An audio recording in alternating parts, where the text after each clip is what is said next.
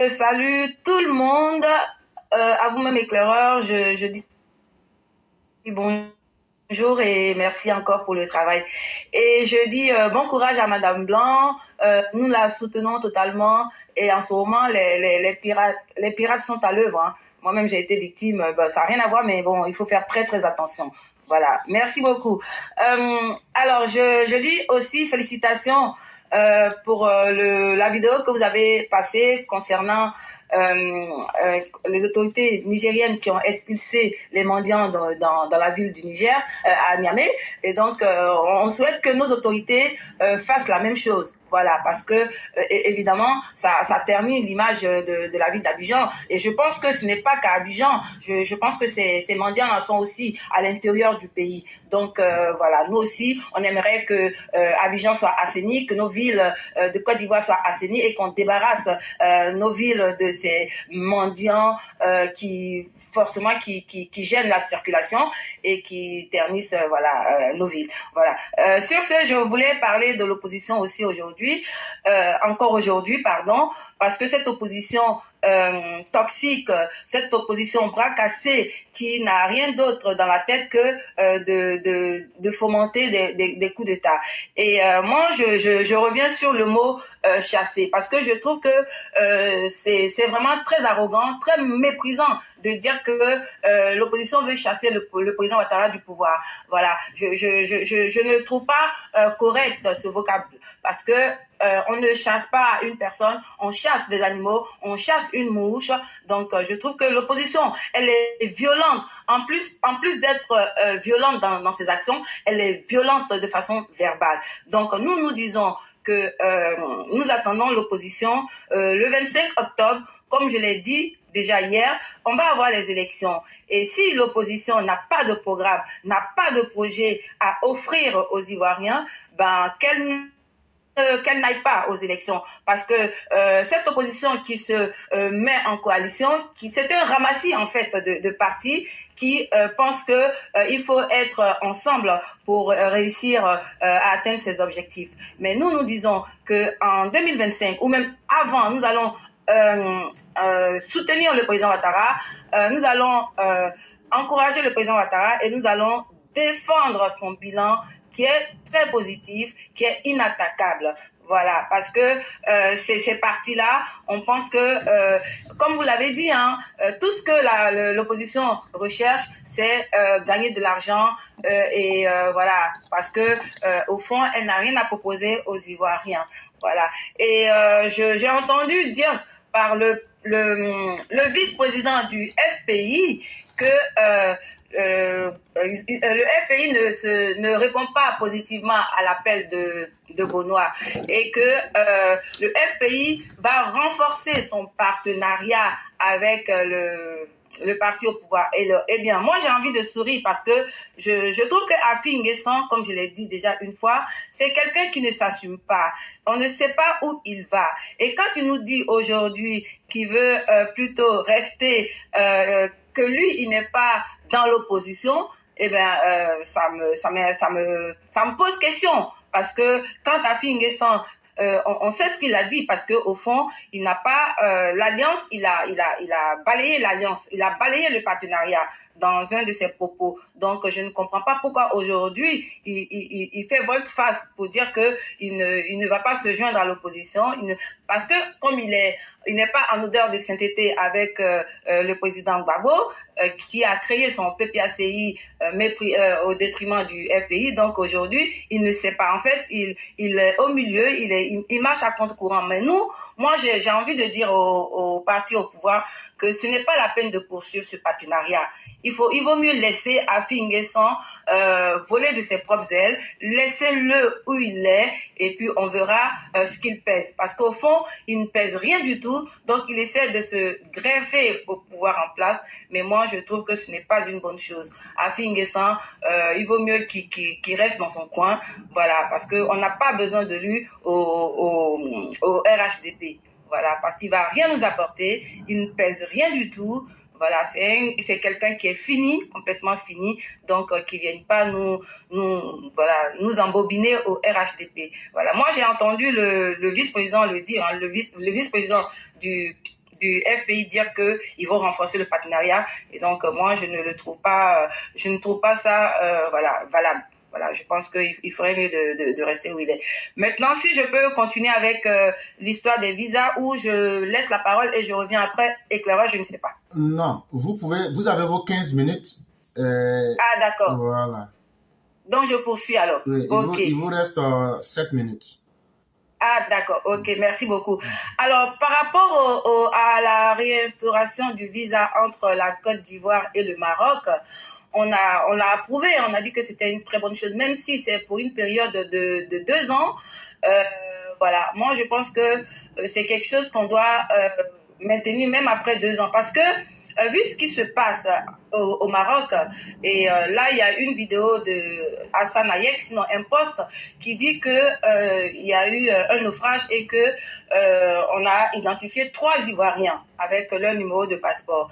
Voilà pourquoi les autorités ivoiriennes ont voulu rétablir le visa, parce que non seulement nos passeports sont bradés comme des petits pains, il y a des circuits, des réseaux de faux passeports qui ont été démantelés avec des faux cachets. Donc voilà pourquoi voilà ce qui justifie l'importance de la réinstauration du visa, parce que certains prennent les papiers ivoiriens pour aller se faire établir des documents administratifs, des passeports ou des pièces d'identité, et ils arrivent dans le Maghreb par des chemins détournés, et après, quand on les attrape, par exemple à Lampedusa, quand on a débarqué des 14 800 Ivoiriens, et ils ont dit qu'ils étaient Ivoiriens, mais au fond, les enquêtes ont montré que c'est quelques dizaines d'Ivoiriens, et que les 14 800 n'étaient pas tous des Ivoiriens. Donc, je trouve que cette histoire de visa est une très bonne chose, parce que non seulement ça va limiter les fraudes, mais aussi ça va permettre de bien identifier les Ivoiriens, ceux qui ont vraiment la nationalité ivoirienne, mais pas les autres qui utilisent nos documents pour aller faire des dégâts, faire des coups bas. Par exemple, quand on attrape des gens, des voleurs à Paris, on dit que ce sont tous des Ivoiriens, alors qu'au fond, on sait que ce ne sont pas des Ivoiriens, mais parce qu'ils ont obtenu des documents ivoiriens par des voies non conformes. Voilà. Et il y a une dernière vidéo d'un Malien qui se vante d'avoir le papier ivoirien et qui pourrait voter pour Gbagbo en 2025.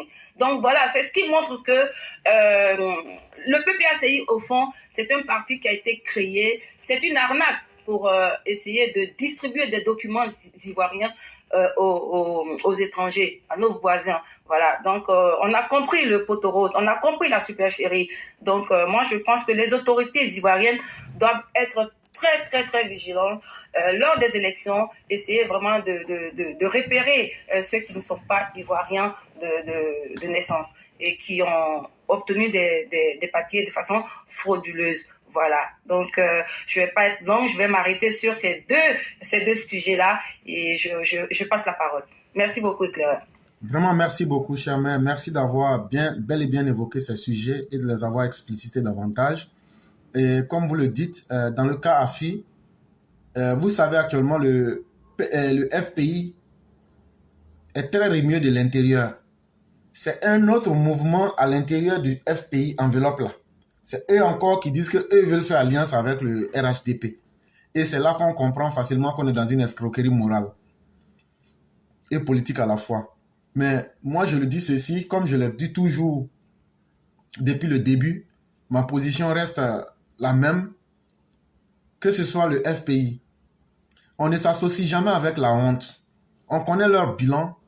On sait qu'ils n'ont pas été capables de choses assez bonnes dans le pays. Et aujourd'hui, là, à part peut-être un symbole médiatique, c'est le RHDP qui perd dans cette union-là. Parce qu'ils n'apporteront rien et ils ne changeront jamais. Ils sont en attente d'opportunités pour aller reprendre les mêmes choses. Il faut être vraiment dupe ou bien il faut vouloir qu'on se blague soi-même pour croire en cela. Et moi, je n'accepterai jamais de me berner moi-même. Et c'est pourquoi, que ce soit AFI, que ce soit quiconque, je ne crois pas en ces alliances-là, surtout que c'est des gens qui n'ont rien valu. On va me demander, mais à quoi peuvent servir les alliances? Les alliances peuvent servir à quelque chose quand celui avec qui vous vous alliez à un passé ou bien à une volonté de faire quelque chose. Quand c'est allié au PDCI, là, le PDCI a une histoire. Le PDCI de Félix Houphouët-Boigny a posé les jalons du développement de la Côte d'Ivoire moderne. Ça, au moins, on peut retenir cela.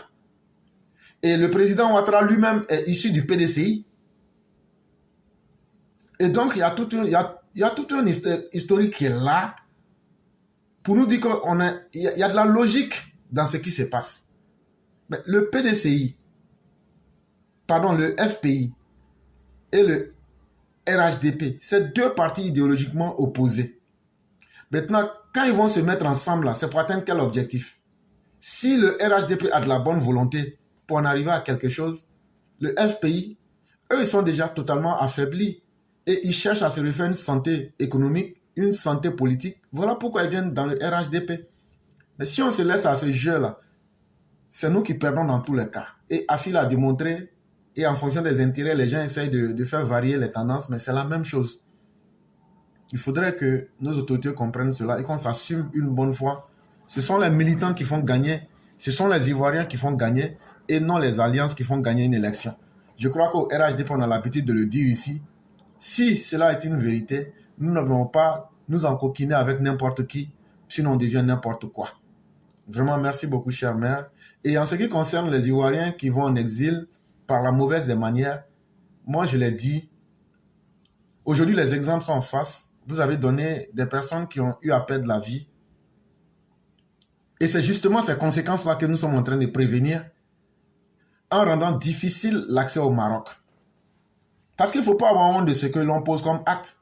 Quand tu sais que ce qui est bien là, même quand ça fait mal là, il faut avoir le courage d'assumer. Bon, aujourd'hui, ceux qui sont décédés là, est-ce que c'était pas mieux s'ils n'avaient pas le passeport, est-ce qu'ils auraient pu arriver au Maroc? Mais là maintenant, on reste maintenant dans les supputations, dans les suppositions, dans les spéculations. S'ils n'avaient pas eu le passeport, ils ne seraient pas allés au Maroc. Si on savait, on n'allait pas leur donner le passeport. Comment on fait pour avoir le passeport? Il faut aller, etc., etc.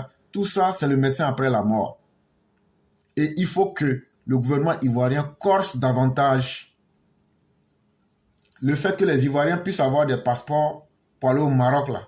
Si on peut même encore durcir la loi, qu'ils le fassent pour les maintenir en vie en Côte d'Ivoire. Les Ivoiriens. Maintenant, les étrangers qui avaient l'habitude, non seulement ça va couper cette manne négative et néfaste, mais ça va aussi permettre de laver l'image de la Côte d'Ivoire, de sauver les vies des Ivoiriens et de permettre à ces étrangers-là d'aller chercher le passeport malien, burkinabé ou bien camerounais pour aller tenter l'aventure comme ils le veulent. Et donc, vraiment, merci beaucoup, chère mère. Nous allons vous souhaiter une excellente soirée et bien des choses à toute la famille. Ok, merci beaucoup. Bonne soirée à tout le monde. Merci bon beaucoup. Après-midi. Je vous en prie. Merci. C'est clair, j'ai vraiment aimé les séquences de vidéos que tu viens de faire passer concernant Chaka Dian. Je crois que c'est ce qu'il faut au fait. Parce que, comme eux là, ils veulent forcément faire accepter Chaka Dian aux gens comme si c'est une obligation ou bien, je ne sais même pas, c'est tellement dans le pays, son image que, franchement, j'étais tellement contente avec cette séquence que tu as fait passer là. Parce que ce monsieur-là, il a fait une mauvaise rentrée en politique et on va lui répéter ça bien. Celui qui n'est pas content n'a pas sauté puis caler en l'air. C'est tout. Voilà. Maintenant, cette opposition aussi qui s'approche là, qui dit que non, nous on va aller au truc à RHDP. Soyez sereins. Et puis restons focus. Restons mobilisés. Tous ceux qui viennent là, au RHDP actuellement là, c'est parce qu'ils ont besoin du RHDP pour être. Sinon là, c'est pas le vrai cœur. Faut pas se mentir. C'est quoi j'ai mal, je vois souvent quand je vois certains militants RHDP qui disent Gré Goudé il a changé, Gré Goudé n'a pas fait mieux que est mal au président comme Soro Guillemot. Et tout ça là, c'est le même groupe là. Ne venez pas nous emmerder. C'est le même groupe là. Ou bien vous n'étiez pas là en 2010 quand Gré Goudé parlait là. Vous n'étiez pas là en 2010. Quand il disait que Alassane ne sera rien dans ce pays là. Vous étiez où? Vous étiez où? Ou bien vous, vos parents là, il n'y a pas eu mort dans vos familles. Hein? Dans vos familles là, vous n'avez perdu personne pendant la guerre de 2010 là. Donc ne venez pas emmerder les militaires, ne venez pas nous emmerder ici. Si toi tu n'as pas eu quelqu'un mort dans ta famille là, nous autres on en a perdu. On a perdu des personnes dans nos familles. Vous avez compris? Que Blé Goudé change, qu'il ne change pas, nous on s'en garde pas de ça, nous on ne regarde pas ça aller là. Non, ça ne nous intéresse même pas. S'il change, c'est pour sa propre personne. Voilà. Mais pour dire qu'il a changé, on a qu'à avoir compassion. Hey, quand on n'a pas perdu quelqu'un, il faut avoir compassion pour lui. Oui. Ceux qui n'ont pas perdu quelqu'un là, aient de la compassion. Vous avez compris? Voilà. Donc il faut qu'on se dise la vérité. Hein. Son changement, pas son changement, on s'en gave de ça. Tout le monde sait qu'aujourd'hui là, le RHDP là est le parti le plus debout de la Côte d'Ivoire. Et tout le monde sait ça. L'opposition même en pièces détachées là, ils savent ça. Dites-moi, j'aimerais que vous me disiez, chers Ivoiriens, Blaise Goudé, Gbagbo, Simone, Afin Guessa, qui a mieux que qui?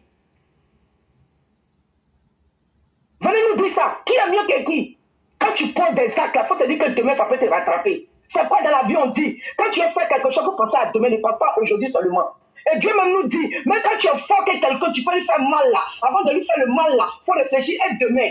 Mais des gens qui n'ont pas pensé à demain, des gens qui ne savaient pas aujourd'hui qu'on allait être là aujourd'hui, c'est vous là, vous vous asseyez pour dire, ah, ils ont comme ça, ça c'est leur problème.